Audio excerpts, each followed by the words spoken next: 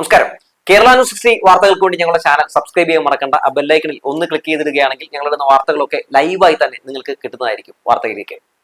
നിലമ്പൂരിൽ 11,077 വോട്ടിന്റെ ഭൂരിപക്ഷത്തിൽ UDF സ്ഥാനാർത്ഥി ആര്യാടൻ ഷൗക്കത്താണ് ജയിച്ചതെങ്കിലും നിലപാട് കൊണ്ട് അവിടെ ഇപ്പോൾ ജയിച്ചിരിക്കുന്നത് M സ്വരാജാണ്. വർഗീയ ശക്തികളുടെയും മതരാഷ്ട്രവാദികളുടെയും ഒക്കെ വോട്ട് മേടിച്ചാണ് ആര്യാടൻ ഷൗക്കത്ത് ജയിച്ചതെന്ന വസ്തുത പുറത്തു വരുമ്പോൾ M സ്വരാജിന്റെ നിലപാടുകൾ ചൂണ്ടിക്കാണിച്ചുകൊണ്ട് സമൂഹ മാധ്യമങ്ങളിൽ ഒരുപാട് ആളുകൾ M സ്വരാജിന് പിന്തുണ അർപ്പിച്ചുകൊണ്ട് അവിടെ ജയിച്ചത് അത് വേറെ ആരുമല്ല M സ്വരാജ് തന്നെയാണ് എന്ന് പറഞ്ഞുകൊണ്ട് രംഗത്തേക്ക് വന്നിരിക്കുകയാണ്. വർഗീയത കൊണ്ട് മതനിരപേക്ഷതയെ തോൽപ്പിക്കാൻ വേണ്ടി ശ്രമം നടത്തുമ്പോഴും വർഗീയതക്കെതിരെ ശക്തമായ നിലപാട് സ്വീകരിച്ച M സ്വരാജിനെ ഉയർത്തി കാണിച്ചുകൊണ്ട് മതനിരപേക്ഷതയെ അങ്ങനെ ആർക്കും തോൽപ്പിക്കാൻ പറ്റില്ല എന്ന് ആഹ്വാനം ചെയ്യുകയാണ് ഈ നാട്ടിലെ ജനങ്ങൾ എന്നുള്ളതാണ്.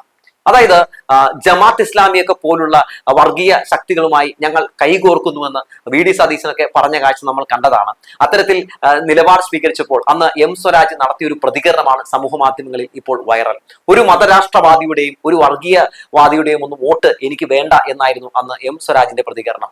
അത്തരത്തിൽ അവരുടെ വോട്ട് ചോദിക്കാത്തതിന്റെ പേരിൽ ഞാൻ തോറ്റുപോവുകയാണെങ്കിൽ ആ തോൽവിക്കും ഒരു അന്തസ്സുണ്ട്, അഭിമാനത്തോടു കൂടി ആ തോൽവി ഞാൻ ഏറ്റുവാങ്ങുമെന്നൊക്കെയാണ് M സ്വരാജ് പറഞ്ഞത്. എന്തായാലും M സ്വരാജിനെ ചൂണ്ടിക്കാണിച്ചുകൊണ്ട് പറയുന്നു, നിലപാടിന്റെ രാജകുമാര, നിങ്ങളാണ് ശരി, നിങ്ങളാണ് അഭിമാനം, നിങ്ങളുടെ ഈ തോൽവിക്ക് പോലും ജയത്തിന്റെ ഒരു സുഖമുണ്ട് എന്ന് ജനങ്ങൾ പറയുന്ന കാഴ്ച നമ്മൾ കണ്ടുകൊണ്ടിരിക്കുകയാണ്. മാത്രവുമല്ല M സ്വരാജ് എന്ന് പറയുന്ന ആ ഒരു സ്ഥാനാർത്ഥിയുടെ ആ ഒരു നേതാവിന്റെ പല പക്വതയോടുള്ള പ്രതികരണങ്ങൾ, അതുപോലെ തന്നെ അദ്ദേഹത്തിന്റെ പല രീതിയിലുള്ള പല നിലപാടുകളൊക്കെ നമ്മൾ ഇരുകൈ നീട്ടി സ്വീകരിച്ചവരാണ്. അദ്ദേഹം ഈ ഒരു തോൽവിയിൽ പോലും ഇപ്പോൾ നടത്തുന്ന പ്രതികരണം, ആര്യാടൻ ഷൗക്കത്തിന് അദ്ദേഹം ആശംസകൾ നേർന്നുകൊണ്ട് അദ്ദേഹത്തെ അഭിനന്ദിച്ചുകൊണ്ട് ഇപ്പോൾ രംഗത്തേക്ക് വന്നിട്ടുണ്ട്. അദ്ദേഹം ഇട്ടിട്ടുള്ള ആ പോസ്റ്റിന് പോലും വലിയ രീതിയിലുള്ള പിന്തുണ, വലിയ രീതിയിലുള്ള ഒരു ലൈക്കും ഷെയറും ഒക്കെ നമുക്ക് കാണാൻ സാധിക്കുന്നുണ്ട്. അതായത് ജയിച്ച സ്ഥാനാർത്ഥിക്ക് പോലും കിട്ടാത്ത വലിയൊരു പിന്തുണ ഇവിടെ ഇടതുപക്ഷ ജനാധിപത്യ മുന്നണി സ്ഥാനാർത്ഥിക്ക് ലഭിക്കുന്നത് സത്യത്തിൽ വലിയ ഒരു ആശ്വാസം നൽകുന്ന ഒരു കാര്യം തന്നെയാണ്. എന്തായാലും നമ്മുടെ സ്വരാജ് FB-യിലിട്ട പോസ്റ്റ് ഞാനൊന്ന് വായിക്കാം.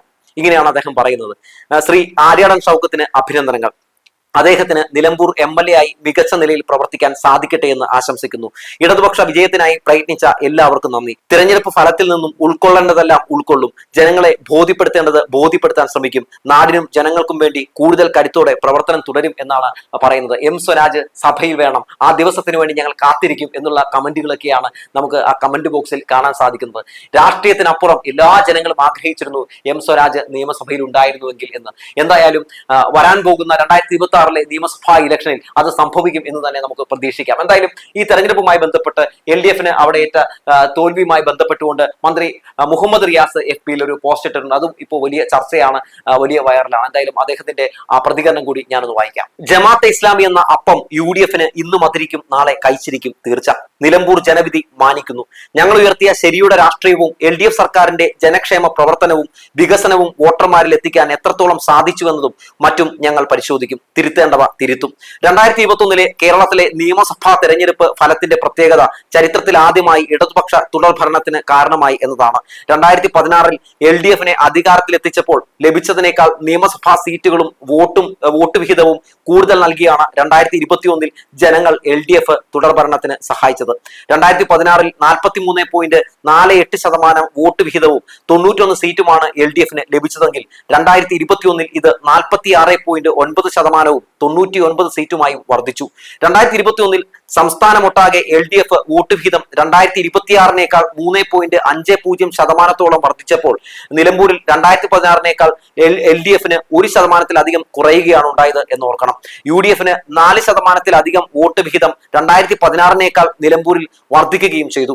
2016 വരെ പതിറ്റാണ്ടുകളായി വിജയിച്ചു വരുന്ന UDF പരമ്പരാഗത മണ്ഡലമാണ് നിലമ്പൂർ. LDF തുടർഭരണം സകല വലതുപക്ഷ ശക്തികളുടെയും ഉറക്കം കെടുത്തി എന്നത് വസ്തുതയാണ്. ഇനി ഒരിക്കൽ കൂടി അധികാരത്തിൽ വരാതിരിക്കുന്നത് സ്വപ്നത്തിൽ പോലും ചിന്തിക്കാൻ ത്രാണിയില്ലാത്ത സ്ഥിതിയാണ് UDF. അതുകൊണ്ട് തന്നെ എല്ലാ മതവർഗീയ ശക്തികളുമായും തുറന്ന കൂട്ടുകെട്ടിന് UDF മുൻകൈയെടുക്കുകയാണ്. മതരാഷ്ട്രവാദികളായ ജമാഅത്തെ ഇസ്ലാമിയെ രണ്ട് കൈയും നീട്ടി UDF സ്വീകരിച്ചു. വോട്ടെണ്ണലിന്റെ തലേ ദിവസം BJP സ്ഥാനാർത്ഥി പ്രസ്താവിച്ചത് ഇടതുപക്ഷം ജയിക്കാതിരിക്കാൻ BJP വോട്ടുകൾ UDF നൽകിയെന്നതാണ്. 2016 ലഭിച്ചതിനേക്കാൾ 4000-ഓളം വോട്ടുകൾ BJPക്ക് കുറവാണ് ലഭിച്ചത് എന്നത് ഇതോടൊപ്പം കൂട്ടി വായിക്കേണ്ടതാണ്. 9 മാസം മാത്രം കാലാവധിയുള്ള ഒരു MLA തെരഞ്ഞെടുക്കേണ്ട ഒരു മണ്ഡലത്തിലെ ഉപതെരഞ്ഞെടുപ്പ് ഫലം സംസ്ഥാനത്ത് ഭരണം നടത്തുന്ന സർക്കാരിനെതിരെയുള്ള വിധിയെഴുത്താണെന്ന് വരുത്തി തീർക്കാൻ ആരൊക്കെ ശ്രമിച്ചാലും അത് വസ്തുതയാവില്ല. 2024 കേരളത്തിലെ ലോക്സഭാ ഫലം സംസ്ഥാന സർക്കാരിനെതിരായ ഭരണവിരുദ്ധ വികാരമാണെന്ന ചില മാധ്യമങ്ങളുടെയും പ്രതിപക്ഷത്തിന്റെയും പ്രചാരണ കോലാഹലങ്ങൾ കഴിഞ്ഞിട്ട് അധികം കാലമായില്ലല്ലോ. ലോക്സഭാ തെരഞ്ഞെടുപ്പിൽ വോട്ട് ചെയ്യുമ്പോൾ ജനങ്ങൾ ചിന്തിക്കുന്നത് പോലെ ആവില്ല നിയമസഭാ തെരഞ്ഞെടുപ്പിൽ ചിന്തിക്കുക എന്ന് നമുക്കറിയാം.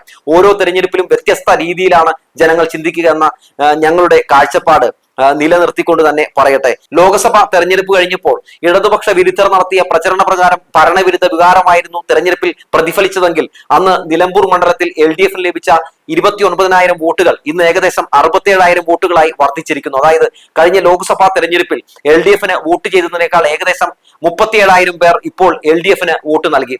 വോട്ട് ശതമാനത്തിനും വർധനവ് കാണാം. 2024 ലോക്സഭാ തെരഞ്ഞെടുപ്പ് ഫലം ഭരണവിരുദ്ധ വികാരമാണെന്ന് പ്രഖ്യാപിച്ചവർക്ക് ഒരു വർഷം കൊണ്ട് LDF അതേയിടത്ത് ഇത്രയധികം വോട്ട് വർദ്ധിച്ചതിനെ കുറിച്ച് എന്താണ് പറയാനുള്ളത്? 2024 ലോക്സഭാ തെരഞ്ഞെടുപ്പിനേക്കാൾ കേരളത്തിലെ ഓരോ നിയമസഭാ മണ്ഡലത്തിലും ഇതേ അളവിൽ ഇപ്പോൾ ഉപതെരഞ്ഞെടുപ്പ് നടക്കുകയാണെങ്കിൽ LDF വോട്ട് വർദ്ധിച്ചാൽ UDF സ്ഥിതി എന്താകുമെന്ന ഭരണവിരുദ്ധ വികാരമാണ് എന്ന് പറയുന്നവർ ചിന്തിച്ചു നോക്കൂ. LDF നിലമ്പൂരിൽ മികവുറ്റ സ്ഥാനാർത്ഥിയെയാണ് മത്സരിപ്പിച്ചത്. സഖാവ് സ്വരാജിന്റെ വ്യക്തിപരമായ പരാജയമല്ല, ഇത് ഞങ്ങളുടെ പരാജയമാണ്. ഞങ്ങൾ സഖാക്കളെ സംബന്ധിച്ചിടത്തോളം തെരഞ്ഞെടുപ്പ് ജയപരാജയങ്ങൾ വ്യക്തിപരമല്ല, ചൂടേറിയ രാഷ്ട്രീയ പോരാട്ടമാണ് നിലമ്പൂരിൽ നടന്നത്.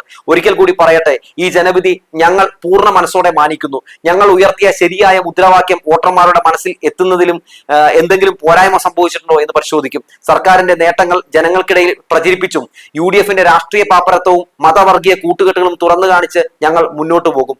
മതവർഗീയതയുടെ അപ്പം UDF ഇന്ന് മധുരിക്കും, നാളെ കഴിച്ചിരിക്കും തീർച്ച എന്നാണ് എന്തായാലും റിയാസ് പറയുന്നത്. എന്തായാലും ഈ ഒരു വർഗീയ ശക്തികളുടെയൊക്കെ കൂട്ടുപിടിച്ചുകൊണ്ടുള്ള ഇടതുപക്ഷത്തിനെതിരെയുള്ള ഈ ഒരു പുതിയ പോരാട്ടത്തെ വലിയ രീതിയിൽ തന്നെ വിമർശിച്ചുകൊണ്ട് കേരളത്തിലെ ഒട്ടുമിക്ക ആളുകളും ഒക്കെ രംഗത്തേക്ക് വരുന്നുണ്ട് എന്നുള്ളൊരു പ്രധാനപ്പെട്ട കാര്യം തന്നെയാണ്. 2026 നിയമസഭാ തെരഞ്ഞെടുപ്പിൽ എങ്ങനെയാകും LDF നേരിടാൻ പോവുക? ഈ വർഗീയ ശക്തികളുടെയൊക്കെ കൂട്ടുപിടിച്ചായിരിക്കുമെന്ന വലിയൊരു സൂചന കൂടി എന്തായാലും UDF മുന്നോട്ട് വെക്കുന്നുണ്ട്. അതായത് പണ്ടൊക്കെ ഈ പറയുന്ന പോലെ വർഗീയ കക്ഷികളുമായിട്ടൊക്കെ കൂട്ടുകൂടുകയാണെങ്കിൽ അത് പറയുന്ന ഒരു സാഹചര്യം ഉണ്ടായിരുന്നില്ല. എന്നാൽ ഇപ്പോൾ തുറന്ന് മാധ്യമങ്ങൾക്ക് മുമ്പിൽ അത് സമ്മതിക്കുന്ന ഒരു അവസ്ഥയിലേക്ക് കൂടി UDF മാറുന്നതിനെ വലിയ ഭീഷണിയോടെ തന്നെ നമ്മൾ കാണേണ്ടതുണ്ട് എന്നുള്ളൊരു പ്രധാനപ്പെട്ട കാര്യം തന്നെയാണ്. മാത്രവുമല്ല, നോക്കൂ, ഈ തെരഞ്ഞെടുപ്പിനെ മൊത്തത്തിൽ തന്നെ നേരിട്ടത് വർഗീയ കാർഡുകൾ ഇറക്കി തന്നെയായിരുന്നു. UDF ഒരു സംഘപരിവാറായി മാറുന്നു എന്ന് പറയാതെ വയ്യ. എന്തായാലും ജനസംഘവും ജനതാ പാർട്ടിയും BJPയും SDPയും അതുപോലെ തന്നെ ജമാഅത്ത് ഇസ്ലാമിയും ഒക്കെയായി ഇങ്ങനെ കൈകോർത്തുകൊണ്ട് UDF സത്യത്തിൽ കേരളത്തിൽ ഒരു വല്ലാത്ത രീതിയിലുള്ള ഒരു വികൃത മുഖം തുറന്നു കാട്ടിക്കൊണ്ട് നമ്മളെയൊക്കെ ഭീഷണിപ്പെടുത്തിക്കൊണ്ടിരിക്കുന്നുവെന്ന് പറയാതെ വയ്യ. എന്തുകൊണ്ടാണ് കേന്ദ്ര സർക്കാരിനെതിരെ, BJPക്കെതിരെ അല്ലെങ്കിൽ വർഗീയ ശക്തികൾക്കെതിരെയൊക്കെ കോൺഗ്രസിന് സംസാരിക്കാൻ കഴിയാതെ പോകുന്നത് എന്നതിനുള്ള ഉത്തരമൊക്കെ നമുക്ക് വ്യക്തമായി ലഭിക്കുന്നുണ്ട്. എന്തുകൊണ്ടാണ് കോൺഗ്രസിന്റെ പല നിയമസഭാ മണ്ഡലങ്ങളും അതുപോലെ തന്നെ കോൺഗ്രസിന്റെ പല സംസ്ഥാനങ്ങളും ഒക്കെ BJPക്ക് തീരെഴുതി കൊടുക്കുന്നതെന്നൊക്കെ വ്യക്തമായി നമുക്ക് മനസ്സിലാക്കാൻ സാധിക്കുന്നുണ്ട്. എന്നാൽ എന്താണ് ഇടതുപക്ഷം സ്വീകരിക്കുന്ന നിലപാടുകൾ? നിയമത്തെ അക്കൗണ്ട് കൂട്ടിച്ചതാരാണ്? ഇടതുപക്ഷമാണ്. അതുപോലെ തന്നെ BJPയെ മൊത്തത്തിൽ തുടച്ചു നീക്കാൻ വേണ്ടി BJPക്കെതിരെ ശക്തമായ പോരാട്ടം നടത്തിക്കൊണ്ടിരിക്കുന്ന ആരാണ്? ഇടതുപക്ഷമാണ്. ഇടതുപക്ഷം ഇവിടെ ഉണ്ടെങ്കിലേ നമുക്ക് നല്ല രീതിയിൽ വർഗീയതയെ ചെറുക്കാൻ കഴിയുകയുള്ളൂ എന്നുള്ള വസ്തുതയാണ്. അപ്പോൾ വർഗീയതയെ ചെറുക്കുന്ന, വർഗീയതക്കെതിരെ പോരാടുന്ന, സംഘപരിവാറിനെതിരെ പോരാടുന്ന ഒരു മുന്നണിയെ തകർക്കാൻ വേണ്ടി വർഗീയ ശക്തികൾ എല്ലാം കൂട്ടായി ആക്രമിക്കാൻ വേണ്ടി ശ്രമം നടത്തുമ്പോൾ അതിനെ പ്രതിരോധിച്ച് അതിനെ തകർക്കേണ്ട ബാധ്യത എല്ലാ ജനാധിപത്യ വിശ്വാസികൾക്കും ഉണ്ട് എന്ന വസ്തുത ഇപ്പോൾ ജനങ്ങൾ മനസ്സിലാക്കിയിരിക്കുന്നു. എന്തായാലും ഈ തെരഞ്ഞെടുപ്പ് ഒരുപാട് കാര്യങ്ങൾ നമ്മൾ ചൂണ്ടിക്കാണിക്കുന്നുണ്ട്. ആ തെരഞ്ഞെടുപ്പ് മുന്നോട്ട് വെക്കുന്ന അല്ലെങ്കിൽ ആ തെരഞ്ഞെടുപ്പിൽ ഈ UDF മുന്നോട്ട് വെച്ച പല രീതിയിലുള്ള പ്രചാരണ ആയുധങ്ങളും എന്തായാലും വലിയ രീതിയിൽ തന്നെ അവർക്ക് തിരിച്ചടിയായി മാറുന്ന ഒരു കാഴ്ച നമ്മൾ കണ്ടുകൊണ്ടിരിക്കുകയാണ്. LDF സ്ഥാനാർത്ഥിയെ ചൂണ്ടിക്കാണിച്ചുകൊണ്ട് ആ തോൽവിയെ പോലും അത് വിജയമാണ്, നിലപാടിന്റെ വിജയമാണ് എന്ന് ഈ നാട്ടിലെ ജനങ്ങൾ പറയുന്നുണ്ടെങ്കിൽ UDF നിങ്ങളുടെ വികൃതമുഖം ജനം മനസ്സിലാക്കിയിരിക്കുന്നു. വർഗീയ ശക്തികളുമായി കൂട്ടുപിടിച്ചുകൊണ്ട് നിങ്ങൾ കാണിച്ചു കൂട്ടുന്ന കാട്ടിക്കൂട്ടലുകൾ ഈ നാട്ടിലെ ജനങ്ങൾ മനസ്സിലാക്കിയിരിക്കുന്നു എന്നുള്ളതാണ്. 2026 ഇതിനുള്ള മറുപടി ഈ നാട്ടിലെ എല്ലാ ജനങ്ങളും എല്ലാ മണ്ഡലത്തിലും നിങ്ങൾക്ക് തരുമെന്നുള്ള കാര്യത്തിൽ ഒരു തർക്കവുമില്ല. രാഷ്ട്രീയവും വികസനവും ഒന്നും പറയാനില്ലാത്ത കോൺഗ്രസ് വർഗീയ ശക്തികളുടെ കൂട്ടും പിടിച്ചുകൊണ്ട് ഈ നാട് പിടിച്ചടക്കാമെന്നാണ് കരുതിയിരിക്കുന്നതെങ്കിൽ ഒരു വർഗീയ ശക്തിക്കും ഞങ്ങളുടെ കേരളത്തെ വിട്ടുകൊടുക്കില്ല എന്ന ഈ നാട്ടിലെ ജനങ്ങൾ പ്രഖ്യാപിക്കുമെന്നുള്ള കാര്യത്തിൽ ഒരു തർക്കവുമില്ല. വർഗീയ ശക്തികളൊക്കെ നമ്മുടെ നാട് പിടിച്ചടക്കിയിട്ടുണ്ടെങ്കിൽ എന്താണ് സംഭവിക്കാൻ പോവുക എന്നുള്ള കാര്യമൊന്നും ഞാൻ പറയേണ്ട കാര്യമില്ല. നമ്മുടെ കേരളം മതനിരപേക്ഷ നിലപാടുകൾ ഇങ്ങനെ ഉയർത്തിപ്പിടിക്കുന്ന, ഇങ്ങനെ മുറുകെ പിടിക്കുന്ന ഒരു നാടാണ് എന്നുള്ള കാര്യത്തിൽ തർക്കമൊന്നുമില്ല. അതുകൊണ്ട് തന്നെ വർഗീയ ശക്തികൾക്കെതിരെ മതനിരപേക്ഷത കൊണ്ട് മറുപടി നൽകുന്ന ഒരു തെരഞ്ഞെടുപ്പാണ് വരാൻ പോകുന്ന 2026 സംഭവിക്കാൻ പോകുന്നതെന്ന് ഓർമ്മപ്പെടുത്തിക്കൊണ്ട് നിർത്തുകയാണ്.